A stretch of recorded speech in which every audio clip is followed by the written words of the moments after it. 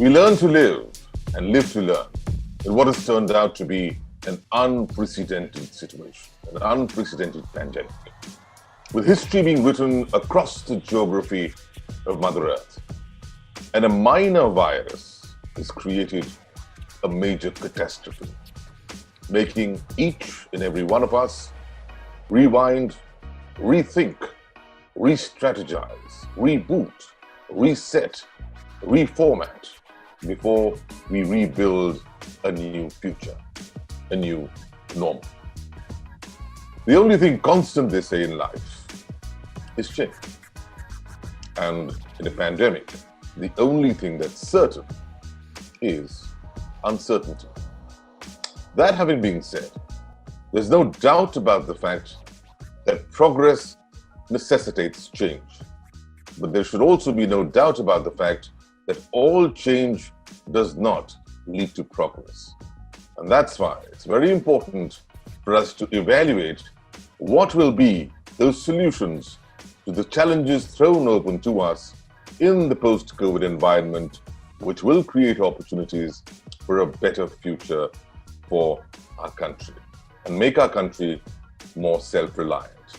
And to do that, we at EduMate bring to you symposiums, colloquiums, platforms like these to exchange views, bring about analysis, and to inculcate all points of inputs from the wide education ecosphere, students, parents, teachers, educationists, vice-chancellors, educrats, all to come together and present a white paper to the Government of India in response to the newly announced education policy to try and see how the implementation will be put to test and what will be required to ensure that the policy is not just one of spirit and truth, but it's also one of ground reality. Because each and every one of us needs to leverage from the facets of this new education policy. And that's the reason why we have a very special webinar once again, brought to you, I say, by Education Ahead, a company that's run by Aheducation Solutions. And I say with great pride, it's powered by one of the best universities in the northeast of this country, the Royal Global University. Before I introduce the university and our topic for today, let's first take a look at this vast list of luminaries that will be speaking on this prestigious occasion. Our special webinar today will feature two sections. Section number one will talk about the new education policy with our respected experts, and section number two will talk about parenting. What's the role of parenting in light of the new education policy and the way forward in the post-COVID environment? And that's when we'll be joined by two very special guests on parenting, Samira Dugal ma'am, as well as Dr. Meena Mahajan. But before that, let's first take a look at the new education policy and what it's brought to the fore. First of all, after listening to Prime Minister Modi ji yesterday and our education Mr. now, Ramesh Pokhriyal ji, for 2-3 occasions, our UGC chairman, our AICT chairman and everything, I think we are very, very optimistic about this policy.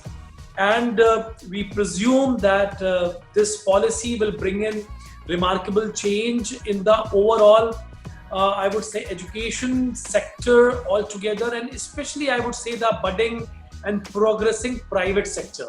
Because in the private sector, we were facing major issues with respect to, I would say, that approvals from different statutory bodies. And we suppose we are running 6-7 courses being approved by different statutory bodies, Council of Architecture, I'm talking about Royal Global University, we have architecture from Council of Architecture, pharmacy from Pharmacy Council of India, nursing from Nursing Council of India, and then we have engineering courses from All India Council of Technical Education. Then we have our courses of law from Bar Council of India, and so forth. We have so many regulatory bodies. NCTE, we have applied this year, probably we'll get the affiliation from NCTE also. So we have to deal 7-8 regulatory bodies every year. A university will do what? I mean, they will keep on regulating, contacting and getting them regulated. And then if you go for the UGC inspection, all these regulatory body representatives again come to inspect you. So it became the whole year Inspector Raj. I mean, it was going on for a long time. So the biggest relief for me, at least, and for all the universities and educational institutions, if they are multidiscipline, they will be having one or maximum two regulatory bodies. If you are running medical, then maybe three. So Bar Council, Medical Council, and one company, national regulatory body, the national regulatory body merging all other bodies will be there. So this is going to be a very major change for all of us. I think this is a major step initiated by the government, and the same lines like scrapping Article 370 or Common Civil Code. So I'm really happy on this government. It is certainly, as I said, as far as the implementation, because policy has come out with many, the suggestions like flexibility in studies, especially at the level of higher education. Student can even exit after 1 year or 2 years, and there is also scope for choosing the papers. It is not unlike the so-called, if there is engineering or the science students have to study only science related or engineering. Now here afterwards, he can also choose some of the humanities like all the cultural. And moreover, the focus is in the overall growth of a person, and that is how he will be useful to the society and how he will be productive as a person for himself and as well as to the society. One of the fundamental changes that I can see in the national education policy just approved by the government of India is the emphasis on liberal education. So that is what was being termed by my previous very distinguished speaker as the flexibility in the education sector. So students now will have a very broad scope and avenue for what we call as to express their intellectual capabilities in the form of multiple intelligence. So at Royal Global University, we already have in full measure certain mechanisms so that the students can undergo or undertake studies very different from their core areas of interests. For example, in the form of what we call as the cafeteria mode of education, or the UGC's nomenclature for that is the choice-based credit system and all that. But we have that in full measure. A student of mathematics can go for a course in fashion and vice versa. A student of architecture can go for a course in history if he or she has that natural inclination. So this flexibility is very important, and to my mind is, apart from this liberty of choosing different subjects from a wide range of baskets made available, what I feel is this policy of liberal education will enable the students to cope with the fast changing world, the change, the complexity and the diversity that they have to encounter in their lives. Knowledge is not information, and we tended more or less in our entire educational process that equating knowledge with information. Knowledge is a step towards attaining human values. Knowledge leads to understanding. Understanding leads to skill. Skill leads to habit formation. Habit formation leads to attitude development, and attitude development leads to values. Unfortunately, in the entire effort of ours, we have concentrated more on knowledge, understanding, and skill, because these are measurable components of the entire spectrum. Value measurement or attitude measurement or understanding measurement, these on the skill side. Habit, attitude, and values are not quantifiable in terms of grades or marks. And therefore, the entire effort in educational process has been lopsided, concentrating more on knowledge, understanding, and skill. See, I am very optimistic about this national education policy because my first point is that it has thrown light to every area. The first and foremost thing is that the overall development of the students. It has laid much stress on the holistic development of the students. This is my first point. That is, the report card will be prepared after viewing each and everything of the student and finally the overall thing. Okay, this is the most important thing. And then the skill, the most important thing is that it will be skill based. That is, the students can learn the subjects as per their passion. Whatever things they like, they can do that. Big scope, doors have opened, and suppose if a student like to study fine arts, suppose if a student likes to study fashion or dramatics, so he or she may switch over and they can go to any organization, they can go to any expert for doing the internship. So this is one of the very, very important aspects. So this is my first and foremost point. Well, the next point is what I am very optimistic and what I am very happy is education no longer a business. No longer a business. Go to that place. If you go to that place, if my child goes to that place and take a tuition and joins the coaching class, and ultimately he will or she will crack this exam, and ultimately his life career will he will be able to success. Okay, so this thing, these things doesn't have much role. Educational, these coachings, institutes or departments, really we can say that in some of the areas, I don't want to name any of the institutions or coaching institutions, but yes, in some of the areas, we have turned this education into a business. So that will not have much value. Then my third point, that is implementation. Well, first of all, I would like to say that change is always uncomfortable. So in the beginning, there might be a little bit problem, but here I would like to say that major duty lies on the school leaders, the stakeholders, the directors of the school.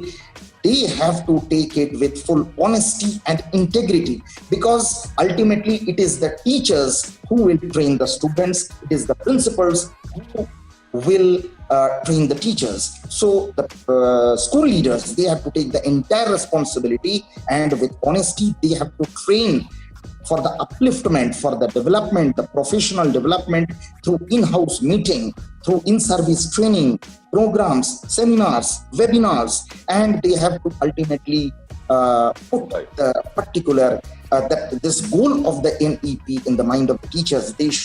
The principals should make the teachers to understand that what exactly the goal of this NEP is. Think about one aspect of the policy, and that is the use of mother tongue for the learning of the children, compulsorily up to grade 5, and then maybe possibly to grade 8. That somewhere creates in me that apprehension.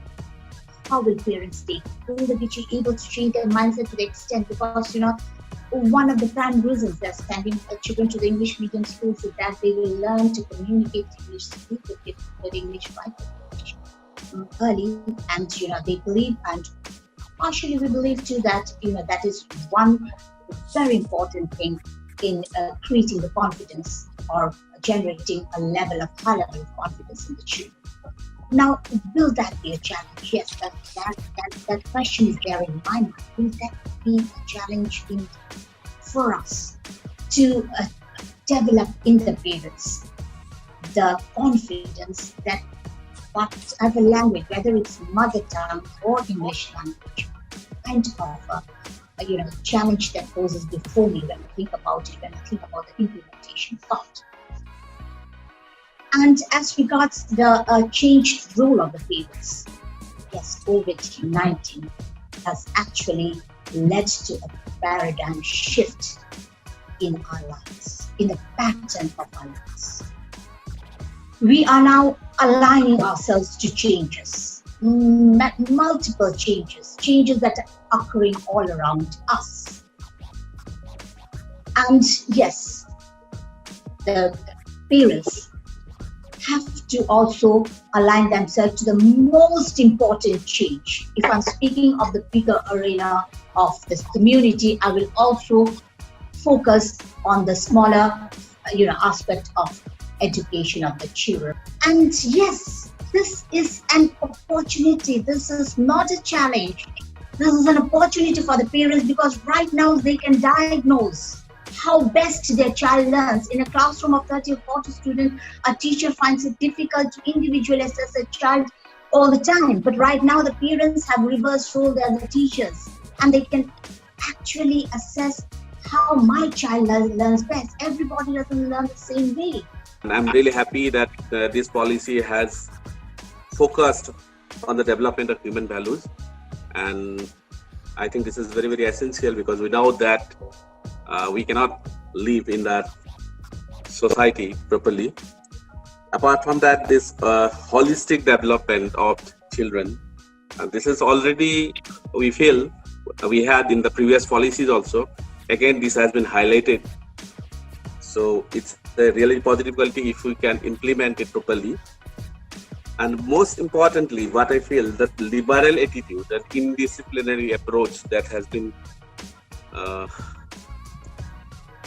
taken in this policy is really important, because students can shift to different year as per their likes and whatever caliber they have.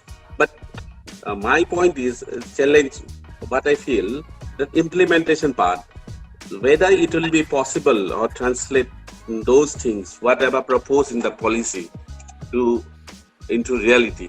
And this is the main point, because India is a really very highly populated country and classrooms are really big. So I think we'll have to have lots of training of the educators, because everything, the implementation of the policy completely depends on the educators, I feel.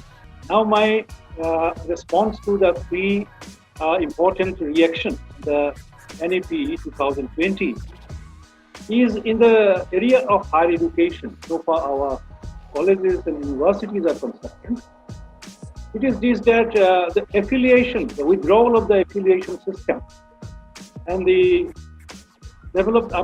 opening of more and more autonomous colleges to constituent.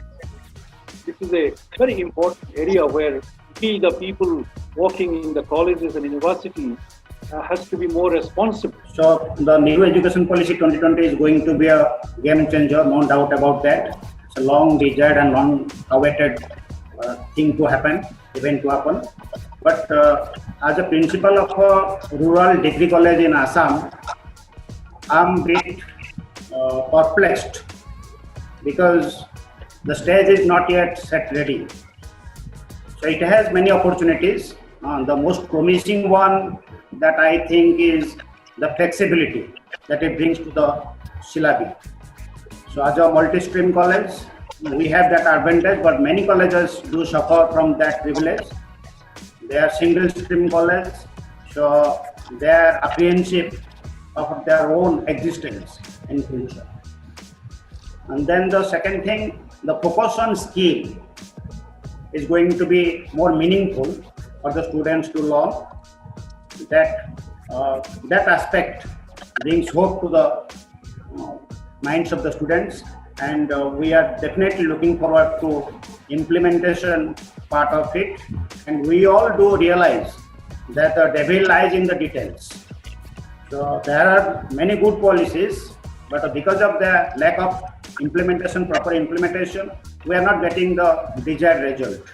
The children should not be in the adults region, because here in the nursery level, it is no doubt it is very important that for the first time the nursery level is giving so much important and the mother tongue is given to them. And then the second one is about the higher education. The flexibility is given to the higher education. The entry and exit, the both are very much flexible. And this is very important for the student. And another one is very important, about the teachers' education. What I feel that it is said by Settigar that about the grooming of the children. I think that we should have some grooming for the teachers first, because just to cope up with the new education policy, teachers will have to train properly. Otherwise, the aims and objectives cannot be achieved. And another one very important point is here that we're not giving so much stress to these children. I like to quote here about a very great quotation, the Gabriela Mistral. It said that we are guilty of many errors and many faults. Our worst crime is abandoning the children, neglecting the fountain of life. Many of the things we need can wait, this child cannot. Another one very important point I like to cite here, that is given by the Nobel laureate, the Rabindranath Tagore. Sir, it is said that it is mistake to judge boys by the standard of grown-ups. It is mistake to judge boys or the girls by the standard of grown-ups. Adults ignore the natural gifts of children and insist that children must learn through the same process as themselves. This is most cruel and most wasteful mistake. I think with this new education policy, the policymaker, the implementation in the side, it should be very much important, and that should be given so much importance. Thank you to all our very, very dear principals, who've listened in very patiently and spoken very eloquently, yet in the precise manner which was required. I mean, that's obviously the order of the house. By and large, I think the policy seems to have meted out a lot of expectations of several of our worthy guests. Of course, the challenges along the way would be around implementation and certain areas which will need more of ground-up reality. And perhaps the biggest one will be infrastructure. Part of our discussion coming up after a 2-minute break. We'll welcome our very revered guests on parenting, Samira Bahl, as well as Dr. Meena Mahajan after that. Stay with us. Royal Global University is your window to the world. See the transition in you through innovative pedagogy, state-of-the-art facilities, and experienced faculty. The leading university of Northeast India, we handhold you to stay inspired throughout your journey. Your intellect combined with our tutelage will pave a purpose to ideate and innovate. Spread across 27 acres, all schools are equipped with the finest state-of-the-art infrastructure. At Royal Global University, Guwahati, we nurture global citizens. Our placement support ensures quality career and a secured future. You dream, we deliver.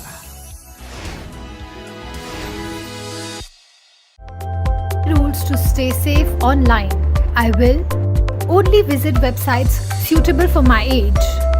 Keep my personal information secret, including my real name, phone number, home address, passwords, and social security number. Not chat with strangers. Not open an email from someone I don't know. Report inappropriate messages to a trusted adult. Be polite and show respect when communicating with others. Ask my parents or guardian before sharing my personal information. Set time limit for being online. Stay safe online.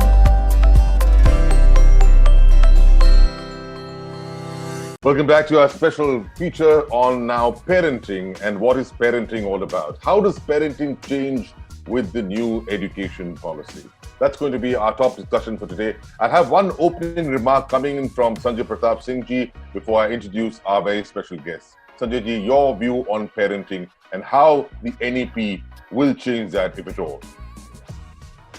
Thank you so much, Chetan, again.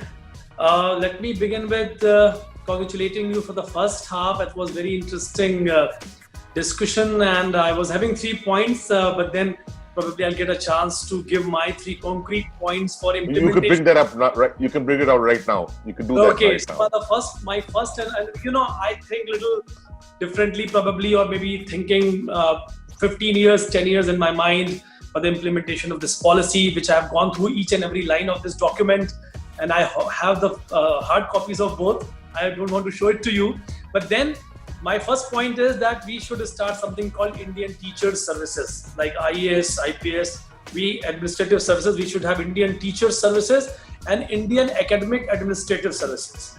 If we are not going to have at this moment of time, I don't think so we are going to make a major change all over India, number one, because this will stop inbreeding and this will be responsible for fair selections of vice chancellors, fair selections of directors, fair selections of everyone, and concurrent list, very rightly been said, it can happen only when it is in the concurrent list.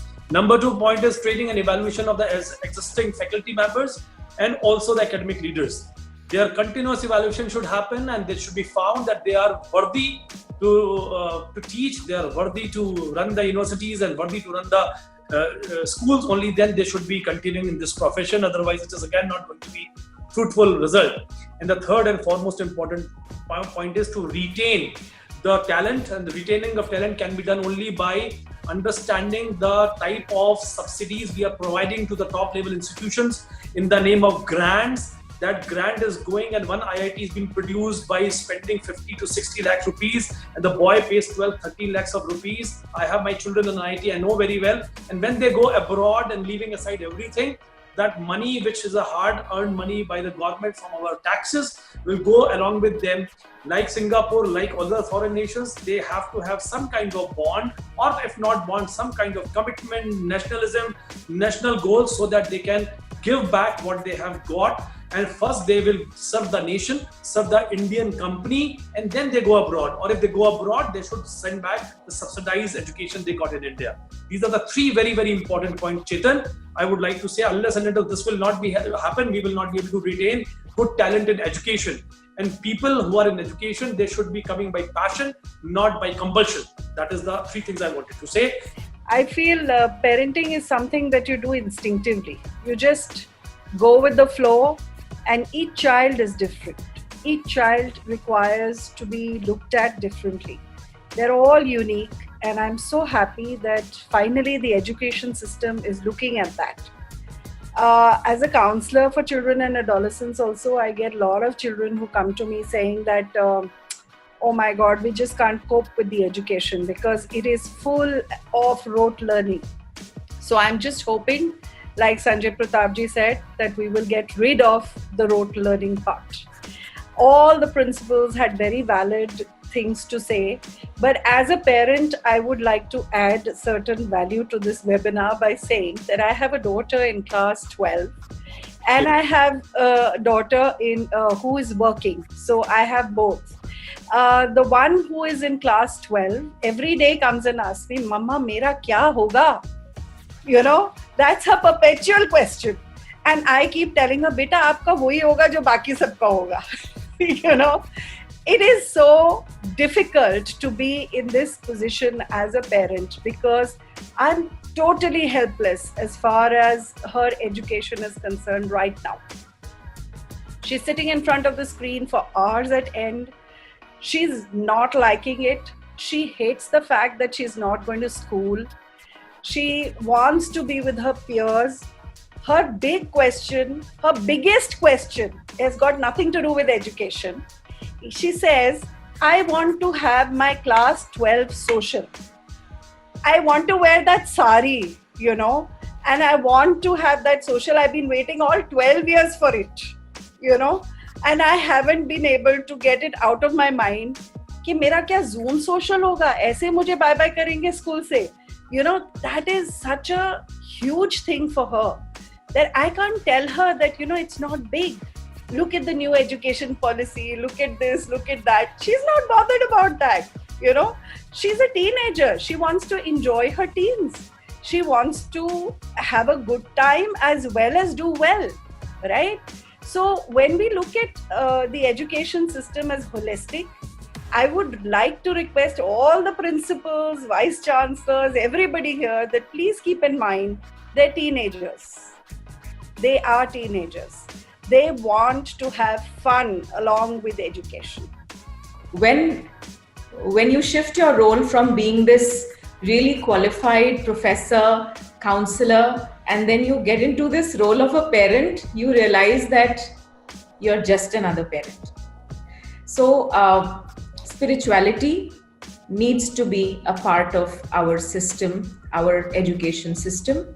I was very happy, let me tell you, Chetan, didn't get the time to talk to you, but just last week I met with the chairman of the AICTE, and the dream of our Prime Minister, which is called the IKS, the Indian Knowledge System, he wants me to be on board there because he wants me to somewhere make a short curriculum which is to do with inculcating some moral values into the education system, which is much needed.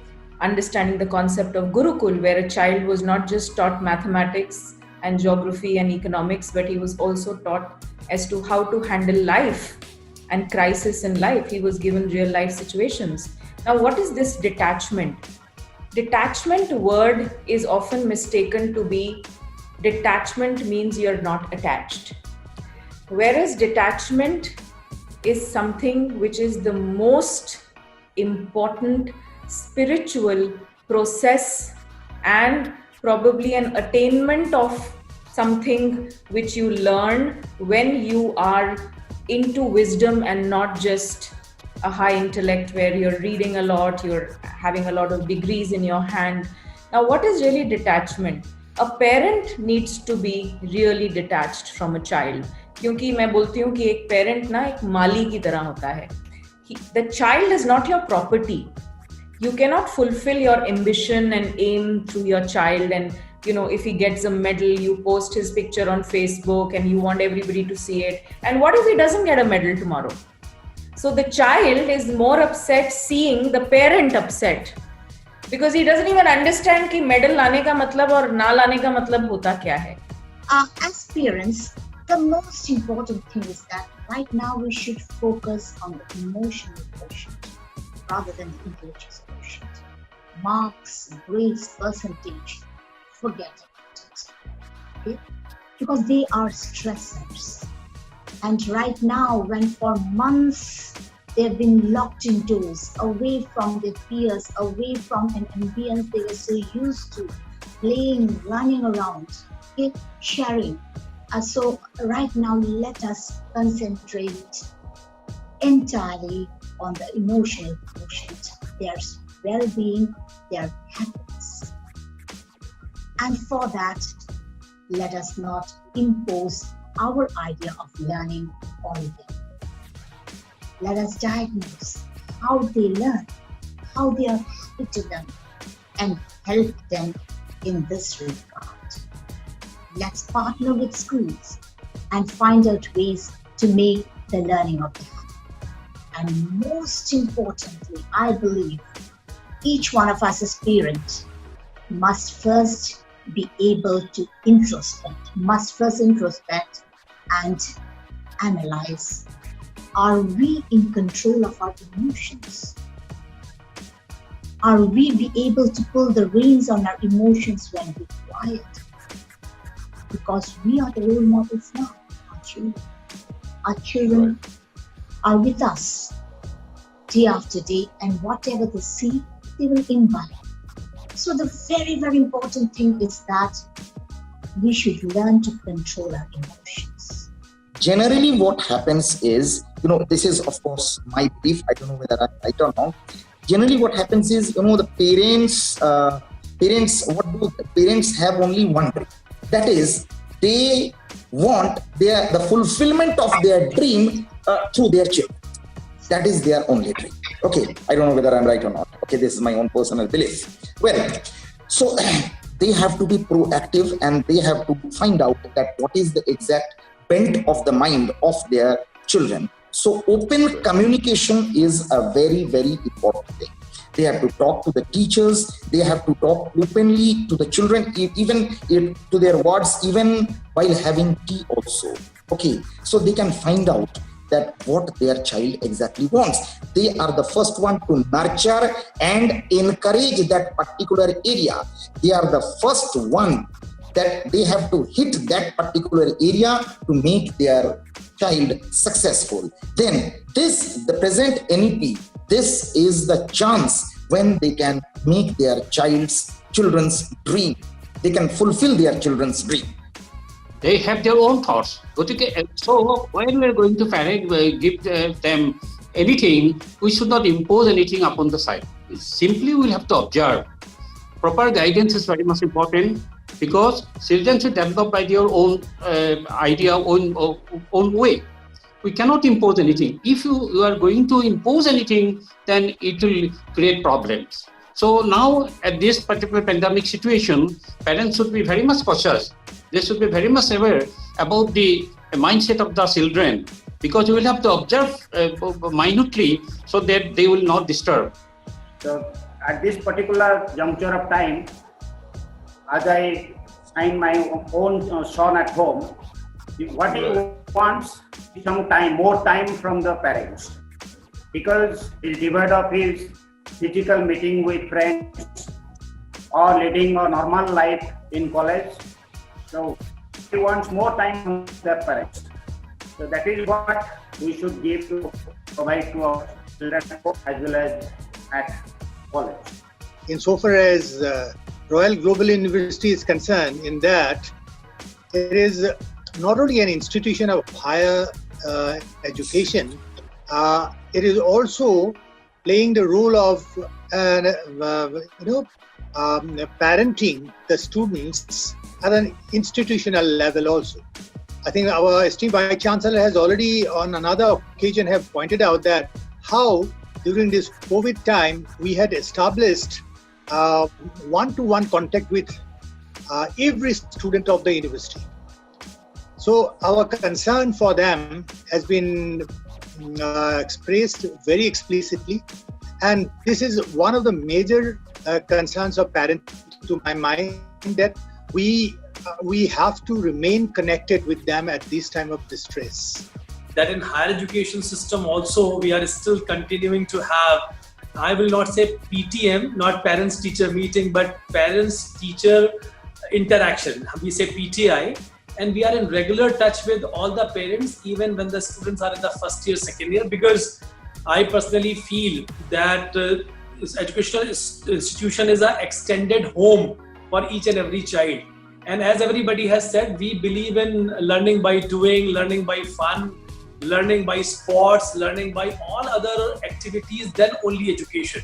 So I would say that Royal Global University is already fulfilling half of the things which has been told in NEP.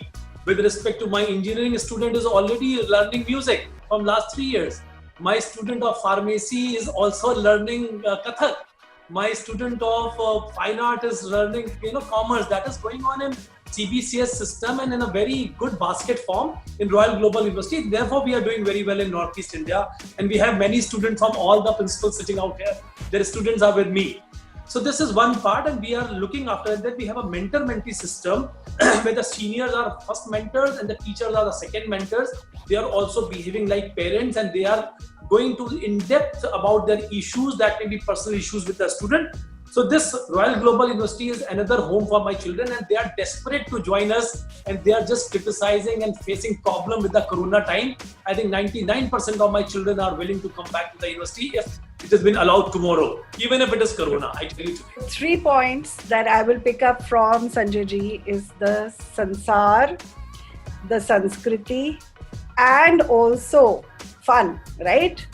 So Sanskar is something that you get over a period of time.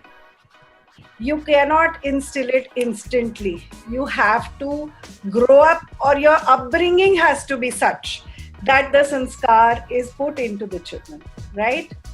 The sansar gyan, anyway, the educational institutions give. So what's left for the parents? The parents have to be there for the child, whatever the child wants to do. They are the help, the support system, and they have to be there to be dealing with not only their successes, like somebody mentioned, to put it on Facebook, but the most important thing, the failures. If you cannot teach your child how to deal with failure, you have failed as a parent. You know, if you cannot tell him that it's okay to fail, to learn with each failure, and to become a success ultimately. And what is the definition of success? It keeps changing all the time. Now with the pandemic coming there, the definition of success for me is mask ke bagair main bahar ja saku or travel kar saku all over the world, right? That's success for me. Thank you for each and every one of our speakers who contributed to this very special webinar. Let me give you a very simple mantra as a parent, you know. The simplest way to be a good parent. Remove one word from your dictionary. That's the word should. Remove the word from your dictionary and you'll see you'll be a beautiful parent. Just remove the word should. And I often end off my our symposiums by alliteration. So if you want to be a good parent, I'm going to give you one alliteration from the letter T. Tell, time, and trust. If you want to be a good parent, I can just tell you that. Tell not, listen. Stop telling, start listening. The second T is time. There's no better way of parenting than by giving time. It's irreplaceable. And finally, trust. Trust your child. You will be a brilliant parent. Thank you for joining us in this very special webinar. We always say, to educate better, you'd better educate.